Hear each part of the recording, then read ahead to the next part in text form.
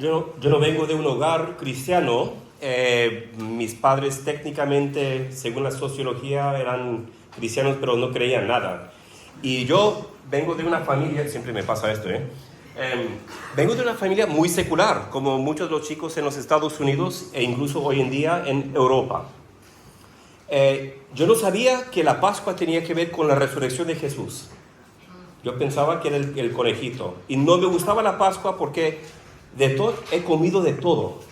He comido insectos, he comido cerebros, sesos en México se llama. He comido de todo. Pero ¿sabes la comida que más me disgusta en todo el mundo? El huevo cocido. No lo aguanto, es que hasta el olor. Pero bueno, pero en los Estados Unidos, ¿qué hacen? Huevos cocidos y huevos de chocolate, que bueno, me pasa. Entonces yo no sabía que Pascua era de la resurrección. Yo no sabía que la Navidad era del nacimiento de Jesús. Yo pensaba que era de Santa Claus, ¿verdad? Y de los regalos, de los árboles. Pero yo, cuando tuve unos, 12 años, nos mudamos a Puebla, México. Aunque no tengo nada de mexicano, mi madre es colombiana, eso sí. Pero nos mudamos a Puebla. Y un amigo ahí en el cole, llamado Aarón, me invitó a la iglesia de donde su papá, Chalo, era pastor. Y fui a esa iglesia que, la verdad, parece más o menos a lo que tenemos aquí. No era una de esas grandes iglesias católicas o tradicionales muy bonitas, muy grandes, no. Era un local improvisado, pero bien mantenido y bonito, pero bueno, no tenía apariencia de lo que tradicionalmente llamaríamos una iglesia. Y fui y aún recuerdo el primer sermón que escuché allá. No recuerdo el segundo sermón, pero el primero lo recuerdo porque para mí era la cosa más rara. Y tiene que ver con este texto que vamos a ver hoy mismo. Vamos al siguiente PowerPoint. Voy a leer. Éxodo 25. El Señor habló a Moisés y le dijo: dile a los israelitas que tomen una ofrenda para mí, de todo aquel cuyo corazón le mueva a hacerlo.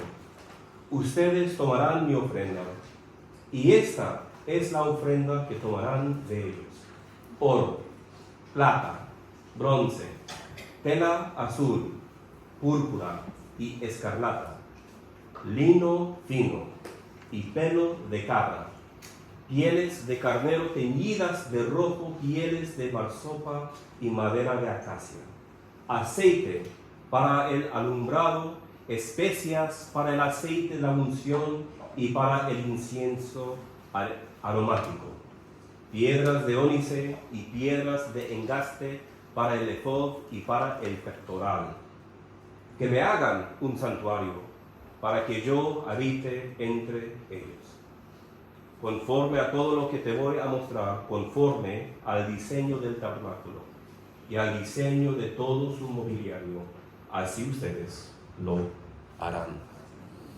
A ver, ¿por qué el pastor Chalo estaba usando este texto? Porque en aquellos días querían reemplazar el techo de la iglesia. Y él tenía que ¿debo de cambiar? Sí. Y necesitaban dinero. Cuando yo leo esto, es interesante notar que el tabernáculo es más o menos 10 capítulos del libro de Éxodo. Nosotros leemos Éxodo en la primera mitad, la primera parte, ¿verdad? Ay, Moisés, y que era bebé, y con la princesa, con la hija de Faraón, y qué bonito. Y después Moisés mata a un egipcio y tiene que huirse, y ahí conoce a su mujer, y Jetro, que también se llama Reuel. Tiene 3 nombres este señor en la Biblia. Es un enigma, no sabemos por qué. Pero bueno, y él es trabajando ahí como pastor.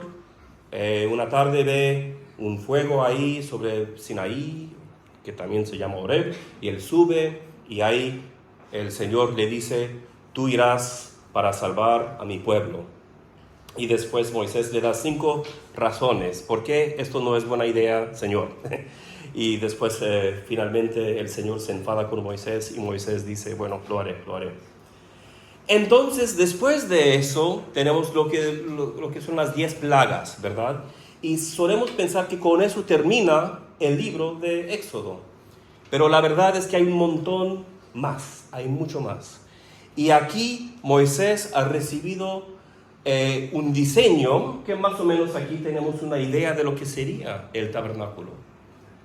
O sea, no es muy maravilloso, pero es una réplica más o menos adecuada de lo que es la instrucción que tenemos en Éxodo. Y que el Dios de Israel se iría de lugar en lugar viajando con ellos. Que ellos eran un pueblo nómada y que Dios durante ese tiempo iba también ser un Dios nómada, yendo de lugar a lugar con su pueblo. Entonces Moisés tenía la necesidad de tener todas estas cosas para cumplir con las instrucciones que Dios le había dado. Mientras estuve leyendo este texto pensé, ¿qué dirían los colegas de Moisés? ¿Qué dirían los colegas de Moisés? Dirían, sí, esto es muy buena idea. Moisés quería estas cosas, pero ¿de quiénes? De un pueblo que habían sido esclavos y que además de eso habían salido de su país. Lo fácil sería decir, Moisés, es que esto no es buena idea. Este pueblo no tiene nada. Pero si seguimos leyendo, ¿qué es lo que pasa? ¿Alguien sabe? Moisés es capaz, o sea, el pueblo es capaz de suplir todo lo que pide Moisés. Sí. ¿Y después qué pasa? Tienen que parar. Sí. Yo pienso que pastores hoy no harían esto. Pastores hoy, bueno, gloria a Dios, ya tenemos para arreglar el techo, pero también el proyecto siguiente sería tal y tal, ¿verdad? Pero Moisés dice, ya, basta. Ya tenemos todo lo que necesitamos para construir el tabernáculo del Señor. ¿Seguimos?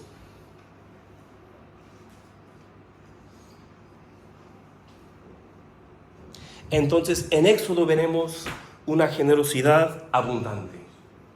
Y habla de participar en la presencia de Dios. Los padres de la iglesia, cuando ellos leyeron de todos los artículos que estaban ahí, los elementos que estaban allí adentro del tabernáculo, ellos lo leyeron de una forma cristocéntrica. Ellos dijeron, y correctamente, que todo tiene que ver con Cristo. Por ejemplo, la mesa del pan de la presencia, una de las cosas que estaba ahí adentro del tabernáculo. Eso es la mesa de comunión o de la Santa Cena. El candelabro es para dar luz a todo el pueblo, igual que Cristo es la luz del mundo y que también nosotros somos luz. Y también el altar, donde se ofrece el sacrificio. Nosotros hoy ya no ofrecemos sacrificios de animales, pero ¿qué sacrificios ofrecemos nosotros? ¿Cómo? Somos sacrificios vivos, sí. Sacrificios de Eucaristía, la palabra griega, acción de gracias, ¿verdad? De alabanza, como hemos cantado al Señor, sacrificando, ofreciendo nuestras alabanzas a Dios. Y como dijimos, el pueblo dio tanto que Moisés tuvo que detenerlos. Él dijo, esto ya es suficiente. Seguimos adelante. Pero también hay otras ofrendas en la Biblia.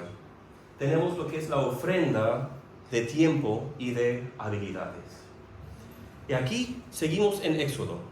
El Señor habló además a Moisés diciendo, mira, he llamado por nombre a Bezalel, hijo de Uri, hijo de Hur, de la tribu de Judá, y lo he llenado del Espíritu de Dios en sabiduría, en inteligencia, en conocimiento y en toda clase de arte, para elaborar diseños, para trabajar en oro, en plata y en bronce, y en el labrado de piedras para engaste, y en el tallado de madera, a fin de que trabaje en toda clase de labor. Bezalel, no sé por qué, pero no usamos este nombre hoy en día para los hijos, ¿verdad? Pero Bezalel es un hombre que, lleno del Espíritu Santo, no supo predicar, no se hizo profeta, no era como uno de los jueces que pudo librar al pueblo de los enemigos. El Espíritu Santo llenó a Bezalel, y ¿cuál fue el resultado? Esta habilidad especial y necesaria para el pueblo de Dios en aquel tiempo. ¿Cuáles son tus habilidades? Solemos hablar de dones espirituales. Vamos a dejar al lado esa palabra anticuada. Habilidades, capacidades. ¿Cuáles son las habilidades que tú tienes para avanzar la misión de Dios en el mundo? Todos tenemos habilidades. A veces no son muy visibles. Os quiero contar de una mujer llamada la condesa Selina. Era del siglo XVIII, una mujer en Inglaterra. Ella no es famosa. Ella tenía dos cosas. Ella se casó con un tipo llamado Teófilo, que era conde, y ella tenía, primero que todo, dinero. Y segundo, tenía influencia. Ella tenía acceso a círculos sociales que muchos de los predicadores y de los evangelistas de aquellos días, que había un reavivamiento ahí. Ella conoció personalmente a hombres como George Whitefield y los hermanos Wesley, los conoció, y ella también usó su dinero para apoyar ese reavivamiento que estaba pasando en aquellos días, y para fundar un colegio, un seminario en Gales para la educación de pastores evangélicos en aquellos días. Ella abrió capillas en diferentes ciudades en el Reino Unido, capillas donde se podía predicar el evangelio. Entonces ella usó, aunque no conocemos ese nombre, ¿verdad? Ella no es famosa como Charles Wesley o John Wesley o George Whitefield, pero ella usó lo que ella tenía.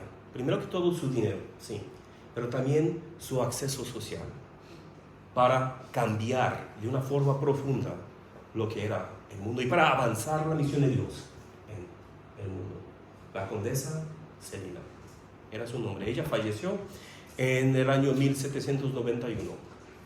Pero mira que a pesar de que nadie sabe su nombre, casi nadie, ella dejó un impacto fuerte en el reino de Dios. Entonces yo hago la pregunta: ¿cuáles son tus habilidades? ¿Qué es lo que Dios te ha dado a ti para apoyar a la iglesia, para apoyar a la misión de Dios en el mundo? Todos tienen habilidades o capacidades. Yo llevo más de 20 años en el ministerio. ¿Sabes cuál es una de las habilidades más importantes? Y Pablo lo menciona, es la administración de la iglesia. Eso es súper importante. He conocido pastores y misioneros que sabían predicar muy bien, hasta sabían sacar a demonios y cosas muy dramáticas, pero dejaron al final ministerios, iglesias en desastre, porque no había administración.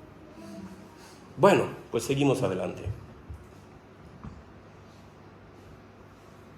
Y aquí vamos a hablar del famoso diezmo. El diezmo, ¿esto qué es el diezmo? A ver, hemos elegido a través de la sabiduría de Dios a una hermana que va a venir y nos va a leer el relato de Abraham y el diezmo. Bueno, esto debería de ser Abraham sin H, porque pues aún no tenía el cambio de nombre, pero bueno, es un error mío. Vale.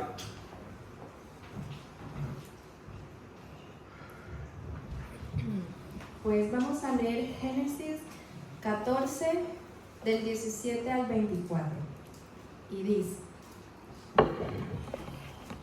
Cuando volvía de la derrota de Kedorlaomer y de los reyes con los que él estaba, salió el rey de Sodoma a recibirlo al valle de Sabe, que es el valle del rey.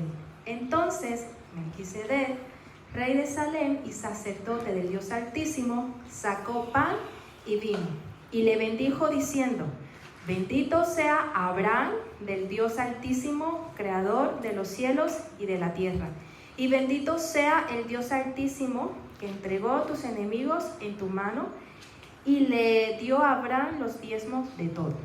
Entonces el rey de Sodoma dijo a Abraham: Dame las personas y toma para ti los bienes.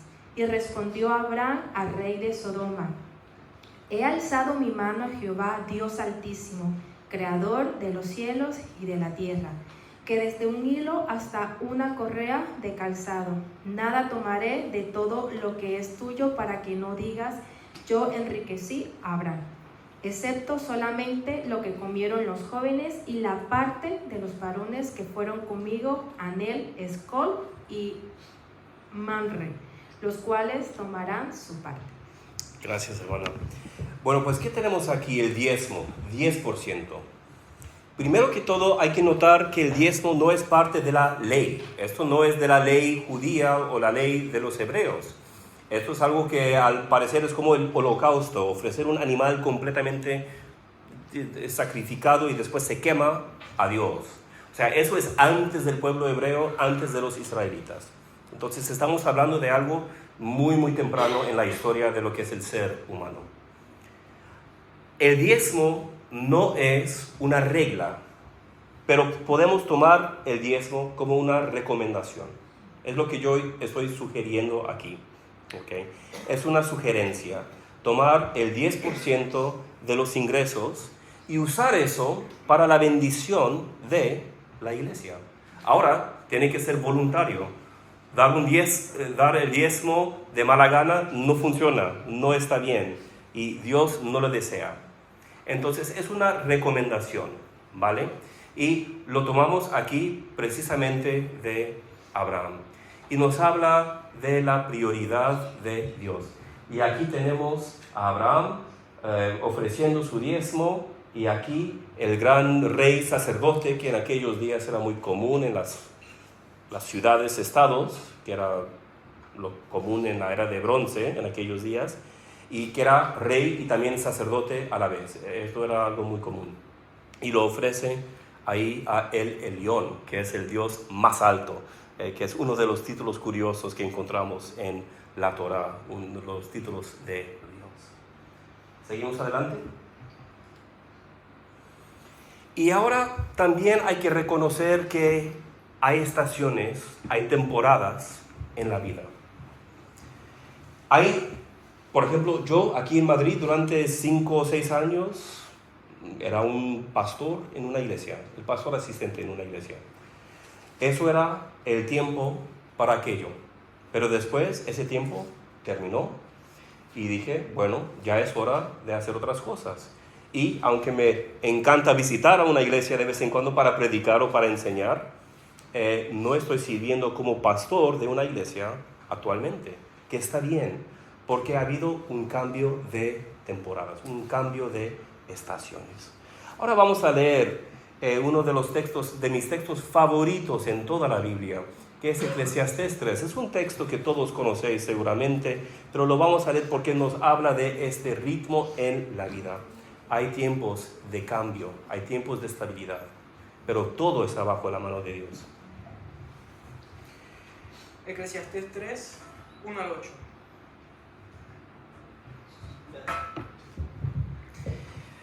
Todo tiene su momento oportuno. Hay tiempo para todo lo que se hace bajo el cielo. Tiempo para nacer y tiempo para morir. Tiempo para plantar y tiempo para cosechar. Tiempo para matar y tiempo para sanar. Tiempo para destruir y tiempo para construir. Tiempo para llorar y tiempo para reír. Tiempo para estar de luto y tiempo para bailar.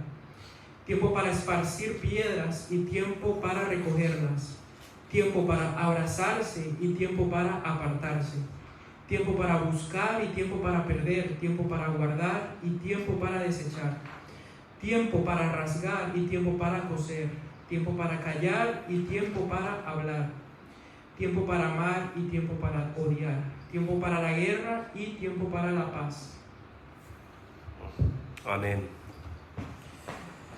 Hay diferentes temporadas. Ya he hecho una pregunta. ¿Cuáles son las habilidades que Dios te ha dado para apoyar a tu iglesia local? Pero también, ¿cuál es la temporada en tu vida ahora? Y se trata de prudencia, de ser prudentes. Es una palabra que ya casi no se usa, ¿verdad? Es una palabra que a la gente no le gusta. ¿Qué es prudencia? es una virtud y sabemos a través de la prudencia hacer la cosa adecuada en el tiempo adecuado. Esto es prudencia, es una cosa muy práctica, especialmente para los jóvenes, ¿verdad? ¿Te ha pasado alguna vez que estás hablando con alguien y te dice algo que es verdadero, que quizás es algo correcto, pero que no era el tiempo adecuado para decirlo? Eso es la falta de prudencia, ¿verdad? O sea, no es solamente hacer lo correcto, pero es hacer lo correcto en el momento adecuado, en el momento correcto. Así es, y así este gran texto que es probablemente mi texto favorito de toda la Biblia, de Eclesiastés 3. El autor ya es un hombre viejo, o sea, si leemos el capítulos 1 y 2, es un hombre viejo, es un hombre que ha tenido fracasos y éxitos, que ha tenido fama y ha tenido, al parecer, tiempos de depresión, de tristeza. ¿En qué tiempo de tu vida estás ahora? Y esto que tiene que ver con la ofrenda, ¿verdad? Es la pregunta. Voy a ello. Porque en diferentes temporadas de tu vida, Dios te va a llamar a apoyar a tu iglesia local en diferentes formas. Igual que antes yo apoyaba a una iglesia ahí cada domingo, cada miércoles, cada sábado, predicando, enseñando, celebrando la Santa Comunión, todas estas cosas, ¿verdad? Pero esa temporada terminó. Y ahora, gracias a Dios, puedo apoyar la misión de Dios en otras maneras. Hubo un tiempo que vivimos en Jordania, 2 años. Queríamos quedarnos ahí, pero de repente tuvimos que irnos. No era decisión nuestra. Un cambio inesperado, que no queríamos hacer incluso. Entonces mi mujer, Sharon, que algunos de ustedes han conocido, ella embarazada, 8 meses, tuvimos que salir de repente del país. Difícil, pero hay cambios. En esta temporada de tu vida, Dios, ¿cómo te está llamando para usar tus habilidades y tus capacidades, tus recursos para apoyar a esta iglesia y para apoyar la obra de Dios aquí en la ciudad de Madrid? Y nos llama a fidelidad, ¿verdad? Fidelidad en cada temporada, en cada etapa. ¿Seguimos? Bueno, pues soy profesor de Antiguo Testamento, entonces si ya algunos de ustedes saben que casi más de la mitad de los textos que escojo son del Antiguo Testamento, pero aquí tenemos ya por fin algo del Nuevo Testamento. Este texto me gusta porque es una de las 2 veces en la Biblia griega donde encontramos la palabra liturgia. Muchos evangélicos pensamos, eso es de los católicos. Mira, liturgia es de la Biblia, ¿verdad? Se usa, se celebra, se aplica en diferentes formas, pero el concepto, la palabra en griego, está ahí. Vamos a ver, Pablo. Dice, ahora hermanos, les damos a conocer la gracia de Dios que ha sido dada en las iglesias de Macedonia, que hoy en día es el norte de Grecia más o menos.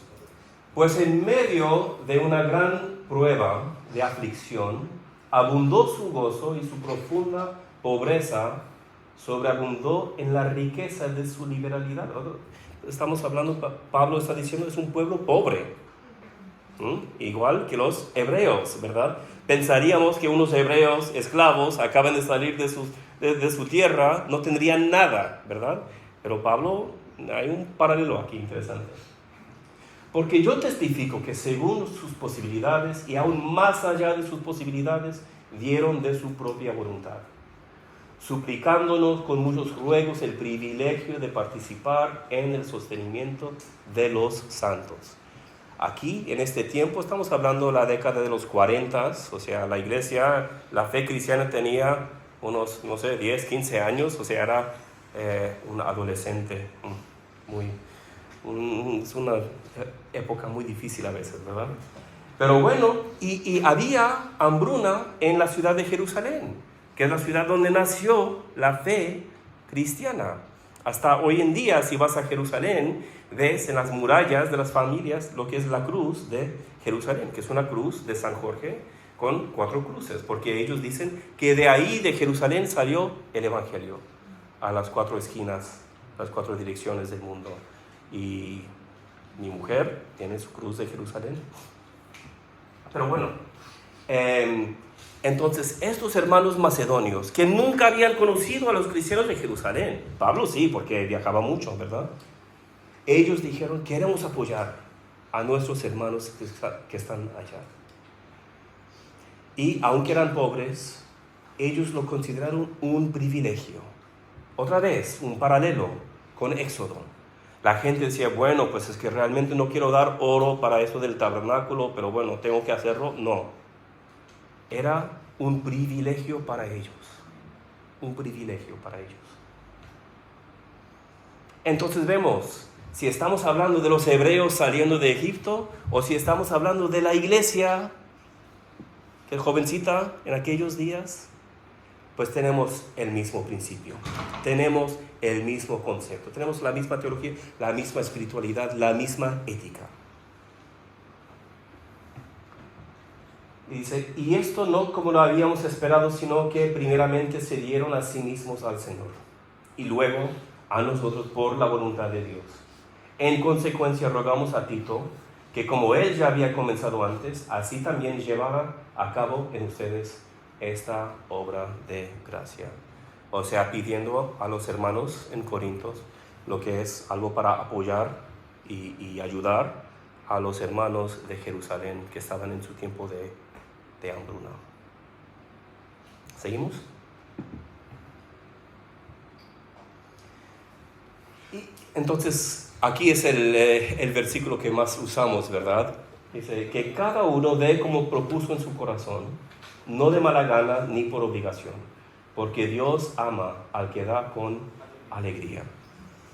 Esto es importante.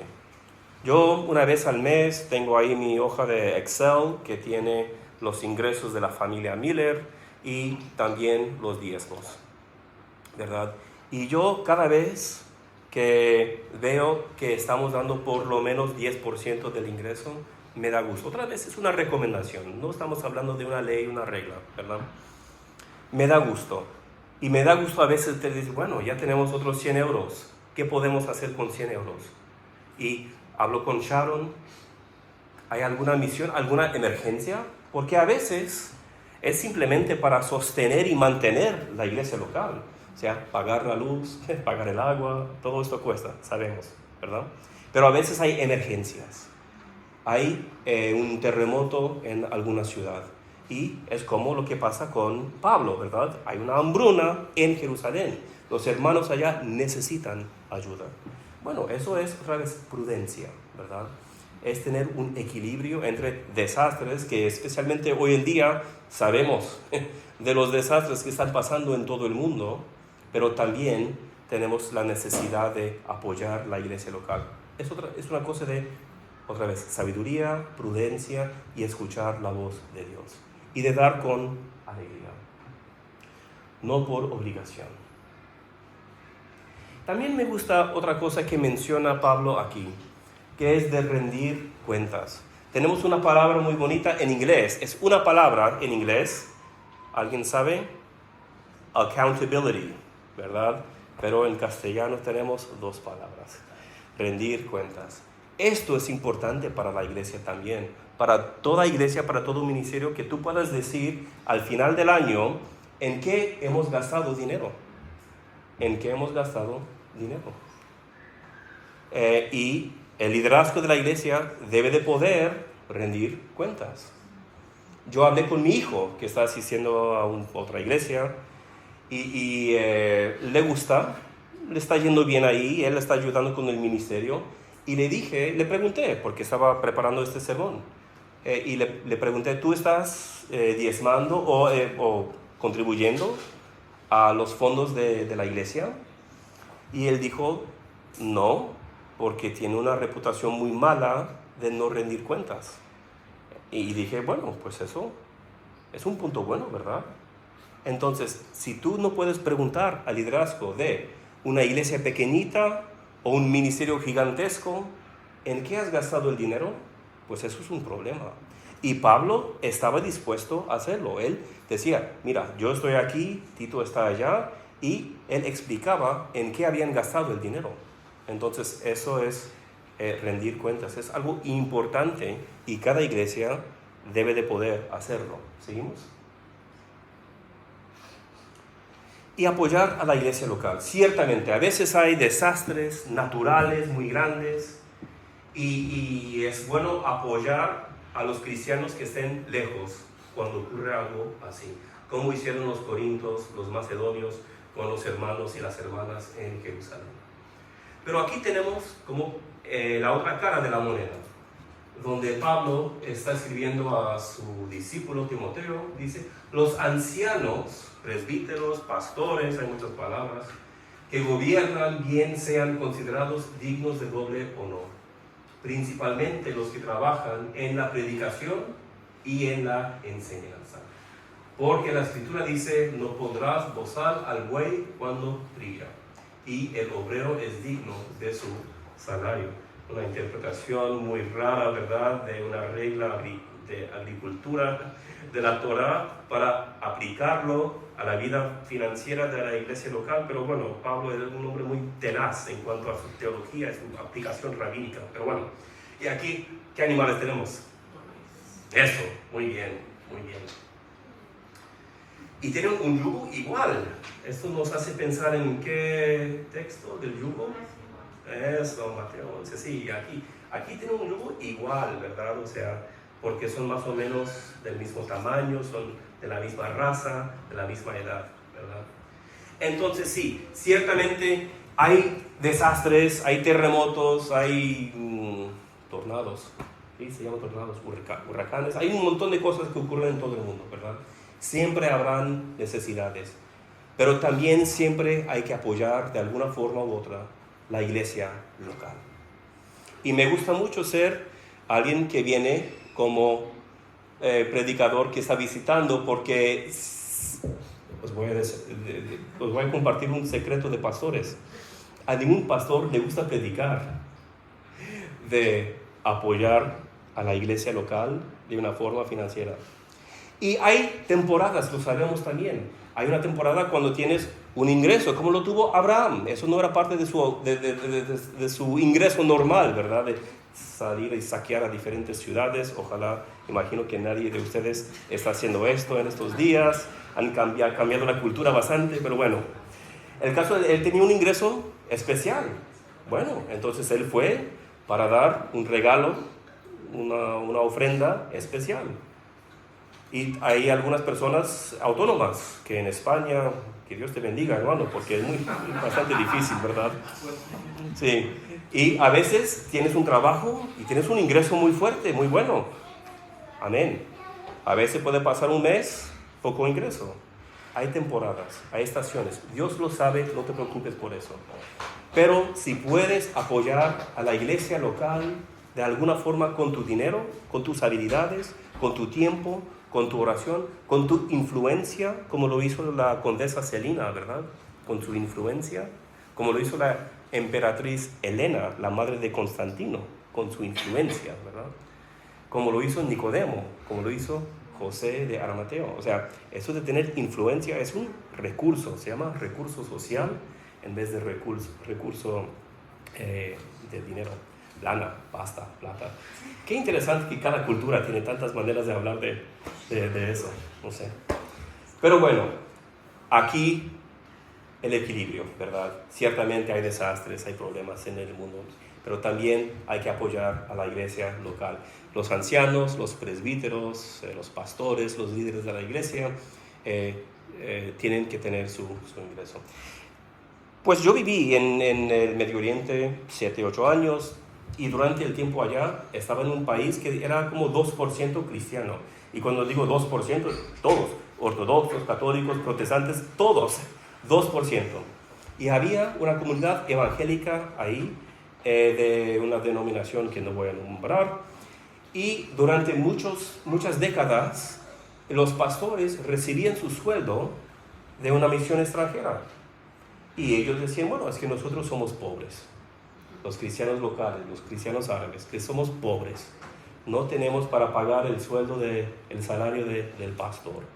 Pero gracias a Dios, los ingleses, los americanos, ellos sí lo pueden hacer. Y así lo llevaron décadas y décadas.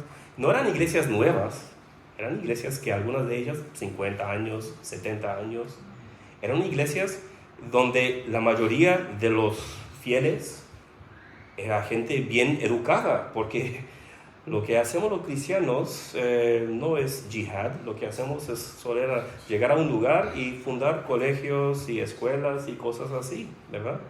Entonces los cristianos eran muy educados, mejores educados que los musulmanes. Entonces la gente tenía educación, pero ellos siempre pensaban, es que no tenemos nada. ¿Qué ocurrió? Pues la misión que estaba apoyando a los pastores durante décadas dijo, bueno, ya tenemos una estrategia diferente, un cambio de dirección y vamos a ir bajando cada año 10% del sueldo y ustedes deben de pagar sus pastores. Desafortunadamente, las iglesias evangélicas no habían pensado en este texto, ¿sí? Lo ideal, ¿verdad?, es que el pastor o el líder principal, el anciano de la iglesia, reciba un sueldo de la iglesia. ¿Ok? Seguimos adelante. Bueno, pues esto es un resumen de lo que hemos visto hoy. Aquí tenemos una lámpara, no es una lámpara hebrea, creo que es más de la India, pero hablando de luz, ¿verdad? Hablando de luz. Formas de dar dinero, tiempo, oración, hospitalidad. No hemos hablado de la hospitalidad, pero también es muy importante. Ocasiones de dar. Ahí tienes el ingreso especial como Abraham, tienes una tragedia única como la hambruna en Jerusalén, pero también el sostenimiento del templo, ¿verdad? Es algo que leímos en Éxodo. El aceite se usaba cada día. Entonces había que reemplazar, había que donar más aceite para el culto, para la alabanza del Señor en el tabernáculo y después en el templo. Y hoy en día en cada congregación local. Y finalmente para el sostenimiento de los ancianos, los líderes de la iglesia. Pero igual la iglesia tiene obligaciones de rendir cuentas y de ser buenos administradores de los bienes del pueblo de Dios. Vamos a orar. Oh Dios, tú nos has dado muchas cosas. Te damos gracias que no somos como los hebreos. Nadie aquí ha sido esclavo, imagino. Nadie aquí acaba de salir de su país de origen. Quizás algunos de nosotros hace tiempo, sí. Pero no como los hebreos que estaban ahí con Moisés. Te damos gracias, oh Dios, porque tú nos llamas a ser fieles. Tú nos has dado dones, habilidades, nos has dado influencia, amistades, nos has dado recursos para la edificación del pueblo de Dios aquí en Madrid y en todo el mundo. Danos prudencia, Señor, danos sabiduría para saber en qué estación, en qué temporada de la vida estamos. Y cómo nos estás llamando hoy a usar nuestras habilidades y recursos para el sostenimiento y el apoyo del pueblo de Dios, y especialmente raíces. Te damos gracias, Señor, porque a través de todos los siglos tu pueblo ha sido fiel. Entre la pobreza, como la gente de Macedonia, o la riqueza, como la condesa Celina. Nos has dado recursos, nos has dado experiencias para usar, Señor. Pedimos, Señor, estas cosas, en el nombre del Padre y del Hijo y del Espíritu Santo, un Dios omnipotente, eterno. A ti sea la gloria. Amén. Gracias.